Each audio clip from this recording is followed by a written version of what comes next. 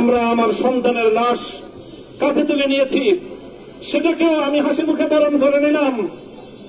আমাদেরকে অপমান এবং লাঞ্ছনার সব ধরনের ষড়যন্ত্রের সম্মুখীন হতে হয়েছে, সেটাও আমরা হাসি মুখে বরণ করে নিয়েছি। কিন্তু আল্লাহর জমিনে আল্লাহ এবং তার রাসূলের কোন সম্মান এক মুহূর্তের জন্য আমরা বরদাস্ত করে নেব। আমরা আমাদের সর্বোচ্চ ত্যাগ এবং কোরবানি স্বীকার করতে প্রস্তুত রয়েছি, জীবন দিতে প্রস্তুত রয়েছি। আল্লাহর জমিনে আল্লাহর দ্বীনের ঝান্ডা সমুন্নত করেই আমাদের যাত্রা থামবে ইনশাআল্লাহ। হয়তো শাহাদাত, নয়তো খেলাফত ইনশাআল্লাহ। আল্লাহর জমিনে খেলাফত প্রতিষ্ঠার যে আওয়াজ আজ পৃথিবীর দিকে দিকে উচ্চারিত হচ্ছে, সে আওয়াজ বাংলার জমিনে খেলাফতের এই আন্দোলনকে চূড়ান্ত গন্তব্যে পৌঁছাবে ইনশাআল্লাহ। বাংলাদেশের আলেম সমাজ